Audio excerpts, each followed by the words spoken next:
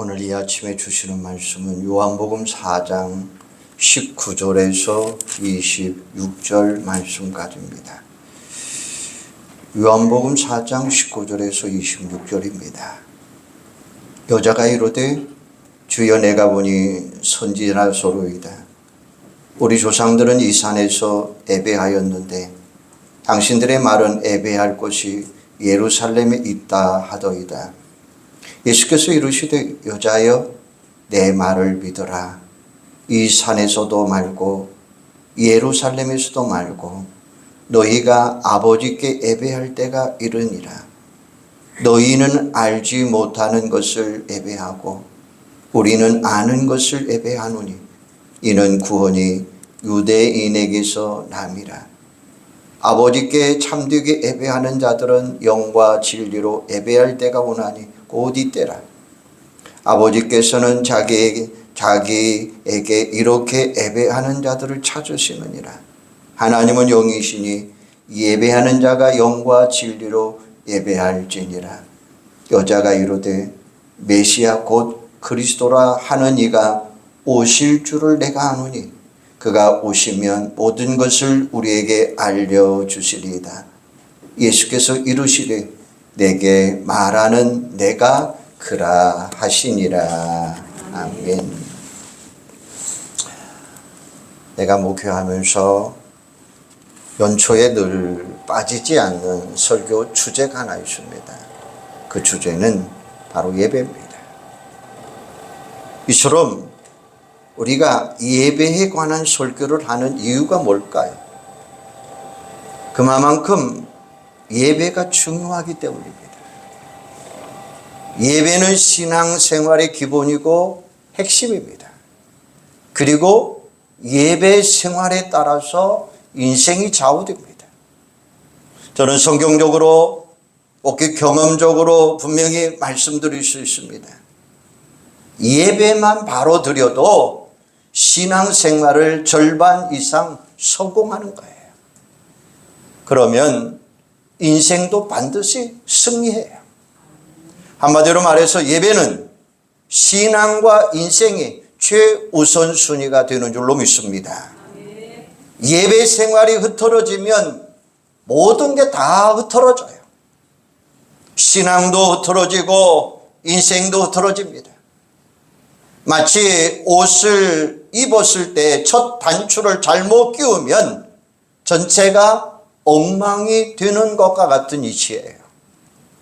연초가 되면 누구나 뭔가 새로워지고 잘해보겠다고 하는 소원을 갖게 됩니다.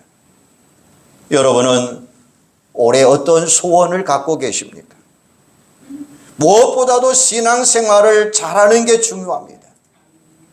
그 중에서도 예배 생활이 핵심입니다. 연초에 한번 점검해 보는 게 좋죠. 영적인 건강검진이라는 셈이죠. 바른 예배 생활을 하고 있다면 영원히 건강한 것입니다. 아무쪼록 이 시간 말씀을 통해서 각자 자신의 예배 생활을 한번 돌아보시기를 바랍니다. 그래서 참 예배자로 세워주신 예배의 감격을 회복하고 풍성한 축복을 경험하는 여러분들이 되기를 주님의 이름으로 축원합니다. 먼저 예배의 중요성입니다. 예배는 한마디로 말해서 인생을 좌우하는 지체예요.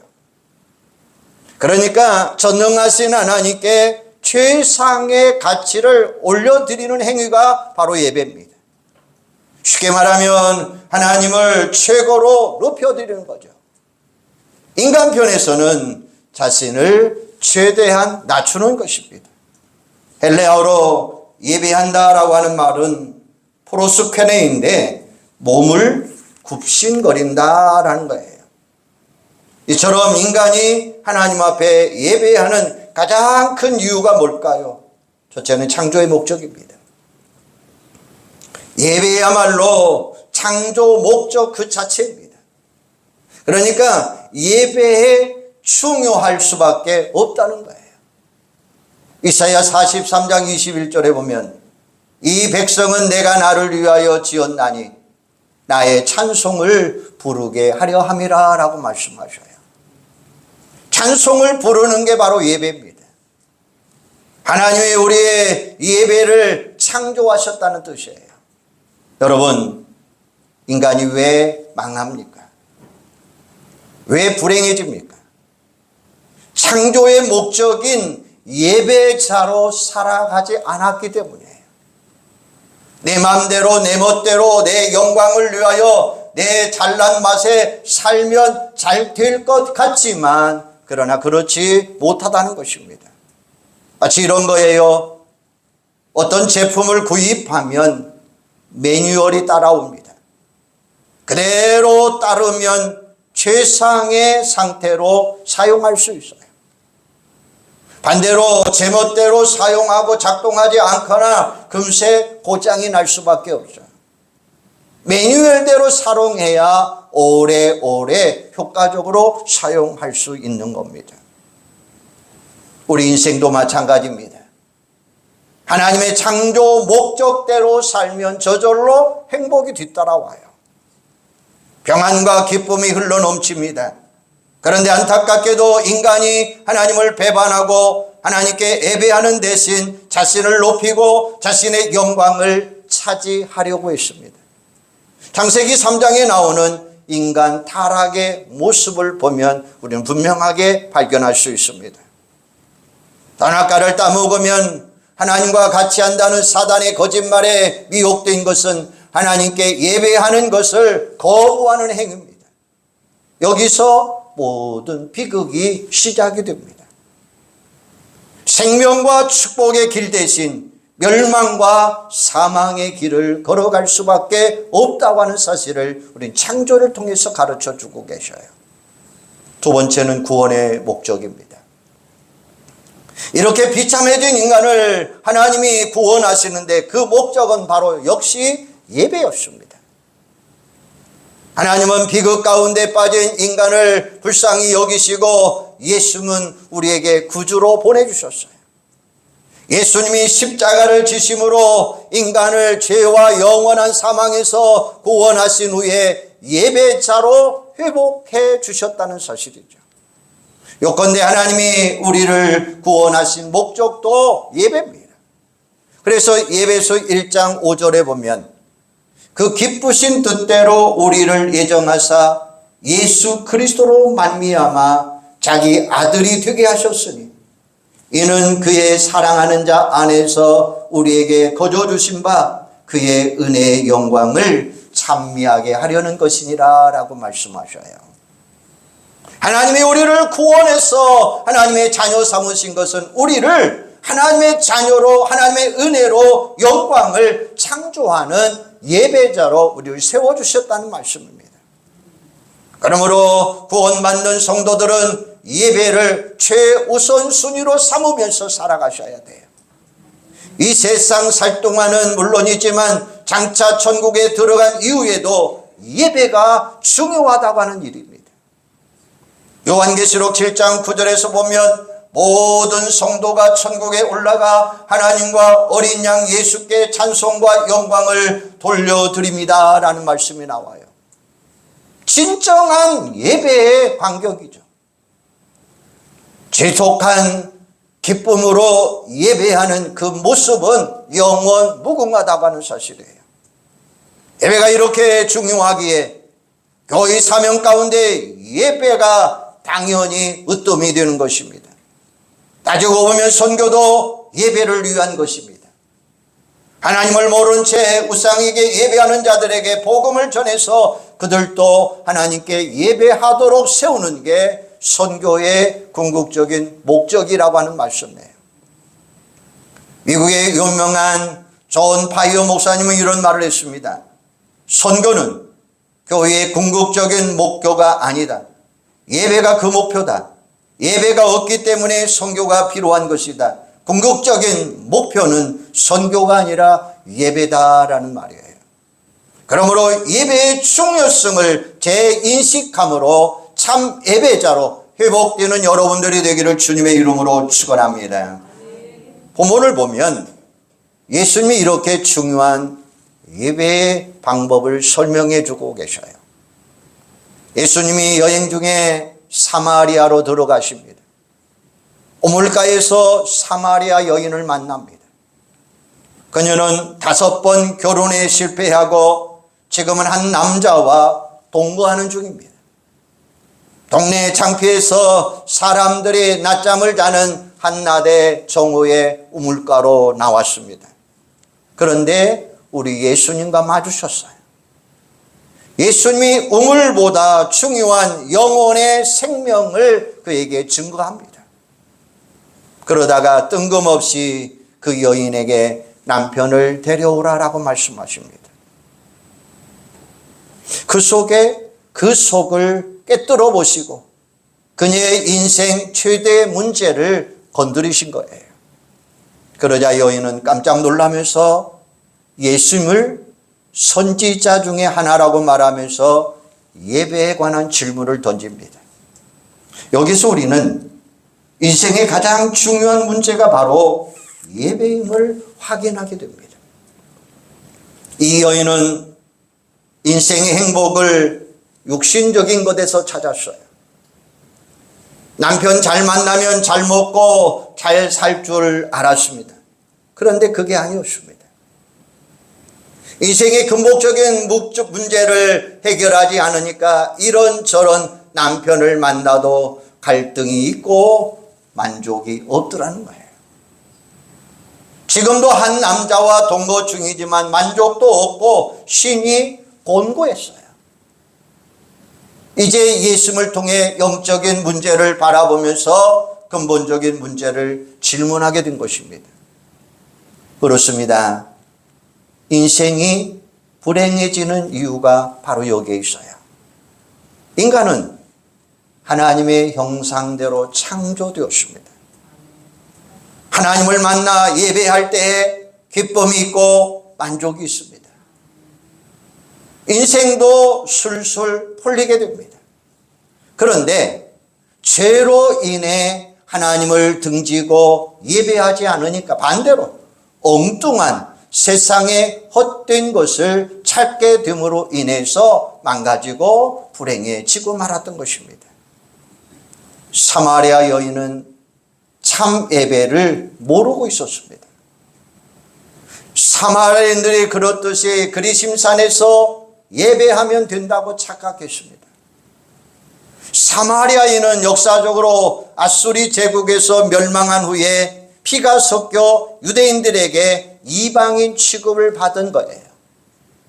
서로 상종하지 못했어요. 그러다 보니까 예루살렘 성전에 가서 예배할 수도 없었고 그 대신 그리심산에 자기들 멋대로 성전을 지었습니다. 그나마 그 성전도 파괴됩니다. 경전도 따로 만들었습니다. 요즘식으로 말하면 완전 이단인 것이죠. 그래서 어떻게 예배할지 모르고 있었던 것입니다. 하나님을 만나지 못하니까 그 영혼이 곤고하게 되었고 인생이 불행해질 수밖에 없었던 거예요. 예수님이 그 여인의 근본적인 문제를 간파하고 말씀하십니다. 구약시대에는 예루살렘 성전에서 예배 드리는 게 맞다. 구원도 유대인에게서 나온다. 예수님이 하나님의 아들이지만 유대인의 모습으로 오셔서 십자가로 구원해 주셨기 때문에 이렇게 말씀하신 것입니다. 그러니 이제 예수님이 오신 새 시대에는 시간이나 장소의 구애를 받지 아니하고 예배를 드릴 수 있게 됐다라고 말씀하시면서 오늘 본문 23절 아버지께 참되게 예배하는 자들은 영과 진리로 예배할 때가 오나니 곧 이때라. 24절에 보니까 하나님은 영이시니 예배하는 자가 영과 진리로 예배할지니라 라고 말씀하셔요. 영과 진리로 예배하게 됐는데 이게 바로 바른 예배라고 하는 말씀이에요. 하나님은 아무 예배나 받으시는 게 아니고 참된 예배를 받으셔요. 23절 하반절에 보니까 아버지께서는 자기에게 이렇게 예배하는 자를 찾으시느니라 라고 말씀하셔요. 여기서 찾는다라고 하는 이야기는 제테오라고 하는 헬라어인데 추구하다, 열망하다라는 거예요. 그러니까 하나님이 참 예배자를 예탁에 찾으신다는 말씀입니다. 무슨 뉘앙스입니까? 이 세상에는 참 예배가 흔치 않다는 사실, 다시 말하면 많은 사람이 예배에 실패하고 있다는 것입니다. 우리가 자주 예배를 드리지만 부지불식간에 예배에 실패하고 있지는 않는지 나 스스로 한번 점검해 보시기를 바랍니다. 그러면 우리가 어떻게 예배해야 할까요? 영과 진리로 예배해야 됩니다. 먼저 영으로 예배하는 게 뭐예요? 하나님은 눈에 보이지 않는 영입니다. 물질도 육체도 아닙니다. 그러므로 눈이나 감각기관으로 하나님을 만나는 게 또 아닙니다. 우리가 영으로 하나님을 만나야 됩니다. 이건 오직 성령의 인도하심으로만이 가능한 영이에요. 성령이 함께 하실 때 우리의 영이 하나님을 만나고 하나님을 높여드릴 수 있는 예배라고 할 수 있다는 사실이에요. 하나님은 우리의 외모가 아니라 우리의 영혼을 보시는 분이십니다. 잠언 23장 26절에 보면 내 아들아 내 마음을 내게 주며 라고 말씀하고 계셔요. 마음을 달라는 거예요. 이게 바로 하나님이 우리를 향하신 유일한 소원입니다. 그러므로 진실한 마음을 담지 않으면 그 어떤 예배 순서도 무의미하다고 하는 사실이에요. 예배는 하나님과의 영적인 만남에서부터 시작이 돼야 돼요. 하나님의 임재하심을 느끼는 것이 예배라고 하는 사실이에요. 기도하는 시간이나 찬양하는 시간이나 설교하는 시간이나 봉헌 시간이나 하나님을 대하듯이 해야 되고 마치 우리 앞에 서 계신 것처럼 느끼며 하나님 앞에 예배 드려야 돼요. 그렇게 하면 당연히 우리 마음을 집중할 수가 있어요. 형식적으로 건성으로 드리지 말아야 돼요. 그런데 우리가 예배를 자주 드리고 형식에만 익숙하다 보니까 자칫 매너리즘에 빠져서 형식적으로 드릴 때가 많다고 하는 사실이에요. 마음을 다른 데 빼앗길 수 있다는 거예요. 몸은 와 있는데 우리 마음은 딴 데가 있다고 하는 이야기예요. 예배 시작할 때 마음 몸에서 떠나 여기저기 다니다가 끝나는 시간이 되면 돌아옵니다. 이를 방지하기 위해 미리 기도하고 우리는 준비할 필요가 있는 거예요.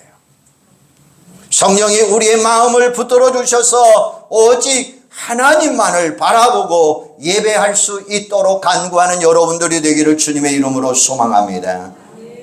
두 번째는 진리로 예배하라는 말씀이에요.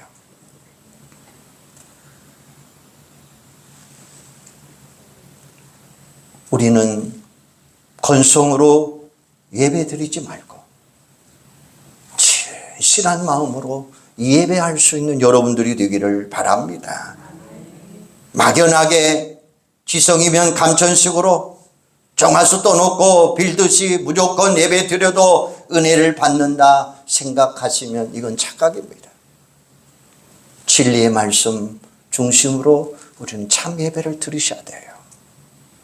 전도서 5장 1절에 보면 가까이 하여 말씀을 듣는 것이 우매한 자들이 제물을 드리는 것보다 나으니라 라고 말씀하셔요.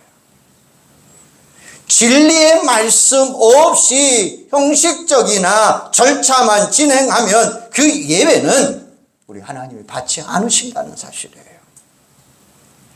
또 말씀을 통해서 성령이 역사하심으로 말씀을 통해 하나님을 만나는 것이 예배라고 하는 말씀이에요.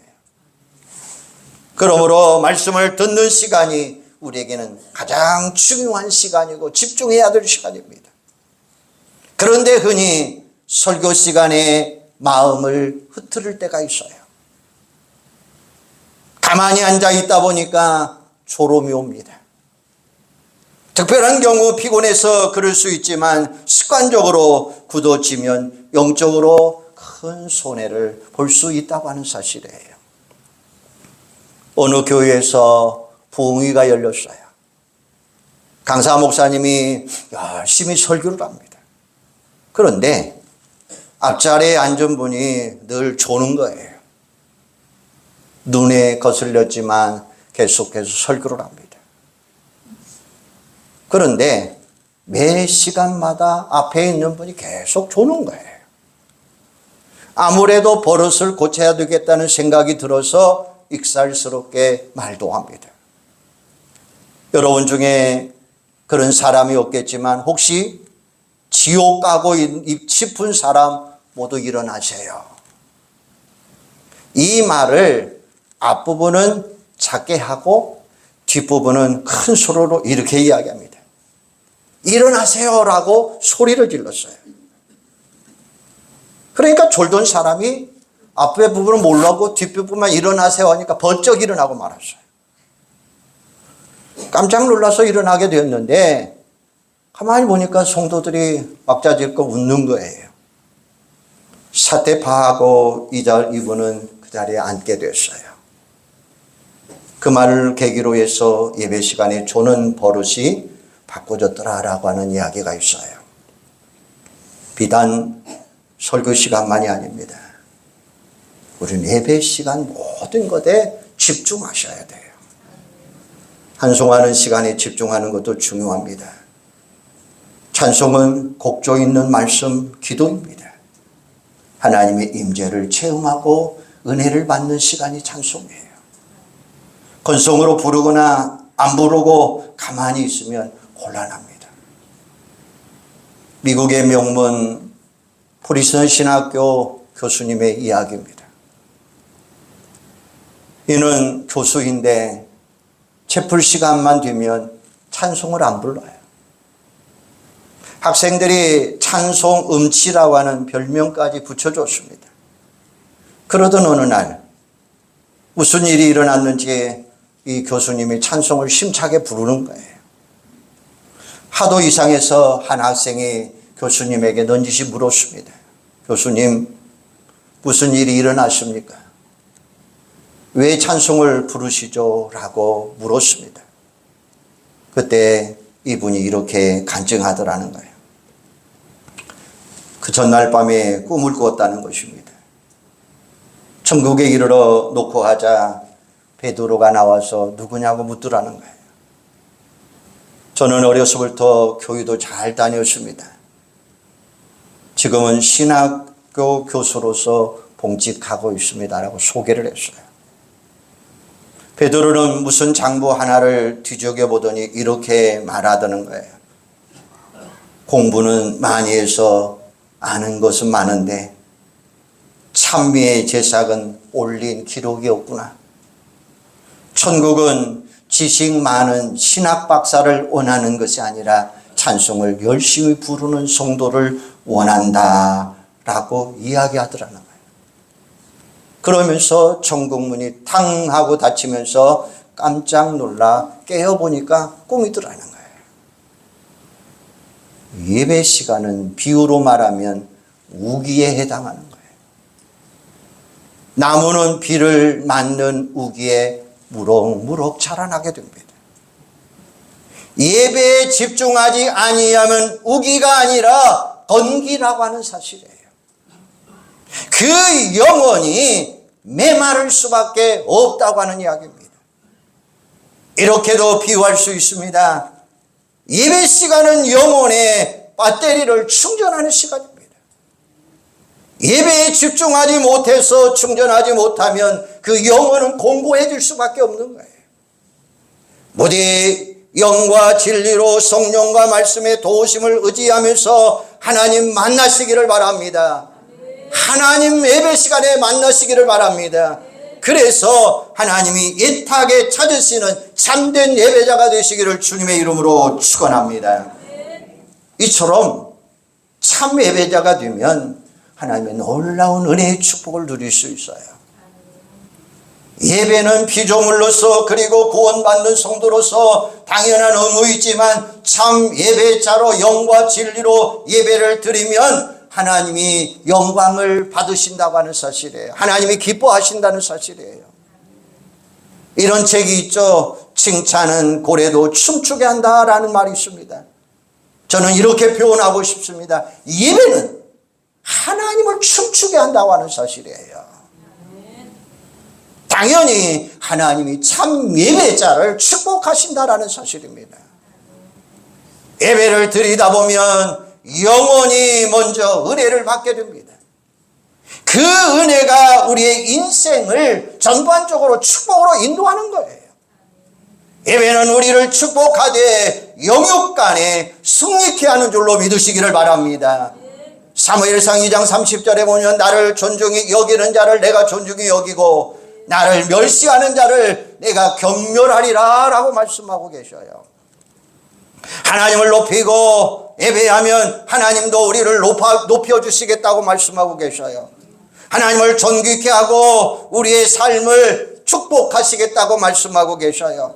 예배에 실패하면 정반대로 하나님이 우리를 멸시하겠다는 것입니다. 그러면 망하는 거죠. 여러분 꼭 기억하시기를 바랍니다. 한번 따라서 해주시죠. 예배에 승리하면 인생도 승리한다. 예배에 실패하면 인생도 실패한다. 이게 공식입니다. 요한 3서 2절에 보니까 사랑하는 자여 내 영혼이 잘뛴 같이 내가 범사에 잘뛰고 강건하기를 내가 간구하노라. 할렐루야. 예배에 승리하면 영혼에 하나님의 은혜가 신령과 기쁨과 평안이 흘러 넘치게 되는 거예요. 바로 영혼이 잘 될 수밖에 없다는 것입니다.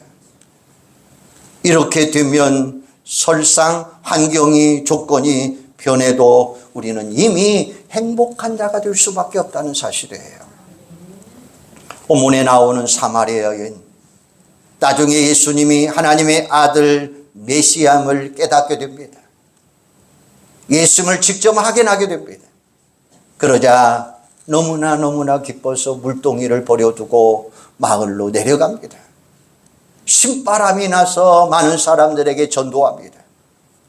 5 남자까지 만나고 헤어지고 또 만나도 만족이 없던 이분이 이제 예수를 만난 후에 예배가 회복된 후에 그에게는 기쁨과 충만한 은혜가 임하게 됩니다. 영혼의 기쁨으로 충만해지면 더 나아가 하는 일이 슬슬 풀리게 될 줄로 믿습니다. 대인관계도 좋아지고 일의 능력도 좋아지고 무엇보다도 하나님이 우리를 도와주시겠다고 하는 말씀이에요. 능력의 역사가 나타나고 있다는 거예요. 고난이 올지라도 그 고난을 당당하게 극복하며 승리할 수 있더라는 것입니다. 일산에 있는 어느 교회에 찬양 인도자 되신 장로님의 이야기입니다. 이 장로님은 50대 초반 장로님이십니다. 청년 시절 찬양이 너무나 하고 싶었습니다. 목소리는 근데 음을 제대로 잡지 못해서 찬양팀에 들어갈 때마다 밀려나는 거예요. 쫓겨나는 거예요. 절치부심해서 열심히 기도하고 연습을 합니다. 놀랍게도 하나님이 그에게 찬양 은사를 부어주었어요. 지방도시에서 큰 교회 이 찬양 인도자로 10년 동안 봉사하게 되었습니다. 수도권으로 이주하게 됐는데 당장 기간 주말마다 내려가서 예배하며 찬양을 인도하는데 도저히 감당할 수 없어서 일산에 있는 교회로 옮기게 되었습니다. 그래서 찬양팀에 들어가서 열심히 봉사하고 싱어로 활동하다가 리더로 봉사하게 되었고 그리고 성도들의 은혜로 인해서 장로로 피태까지 받게 되었어요. 자신은 찬양 봉사하면서 받은 은혜가 얼마나 큰지 2시간 이상 하나님 앞에 간증하며 살아갈 수 있다는 거예요.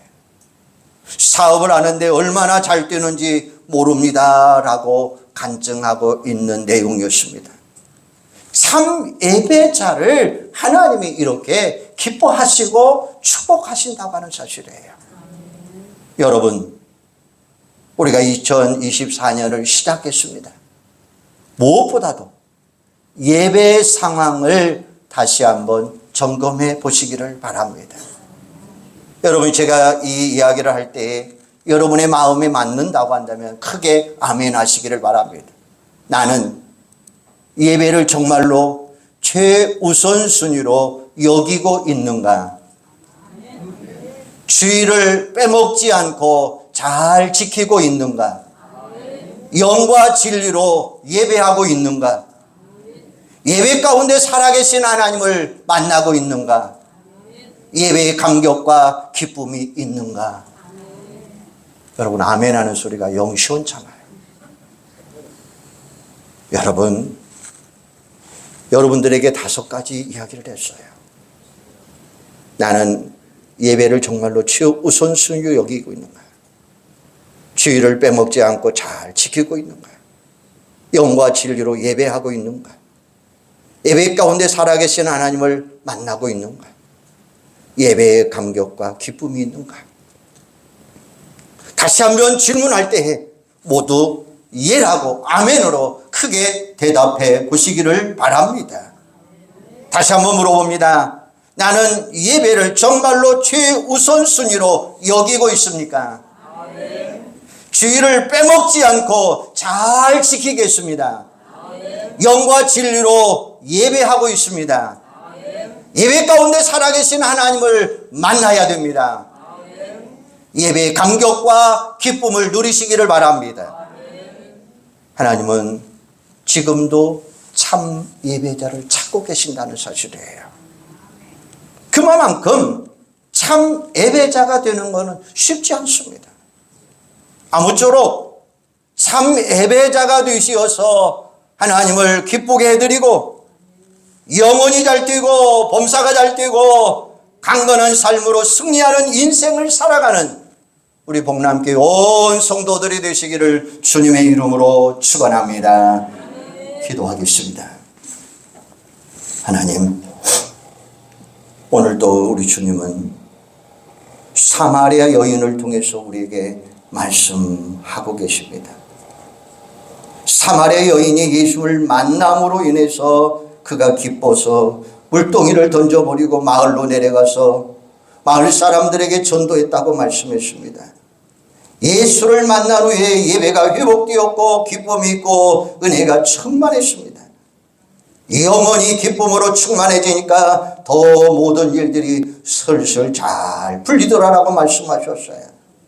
무엇보다도 하나님의 도우심의 역사가 일어나게 되는 줄로 믿습니다. 우리가 5가지를 생각해 보았어요. 나는 예배자로서 최우선 순위 두고 있는가? 주의를 빼먹지 않고 잘 지키고 있는가? 영과 진리로 예배하고 있는가? 예배 가운데 살아계신 하나님을 만나고 있는가? 예배의 감격과 기쁨이 있는가? 아버지 하나님, 하나님이 우리를 이렇게 찾고 계신다는 사실이에요. 참 예배자로서 하나님을 기쁘게 하는, 그래서 영원히 잘 뛰는 은혜의 역사가 일어나게 하여 주시옵소서. 예수님의 이름으로 기도하옵나이다. 아멘.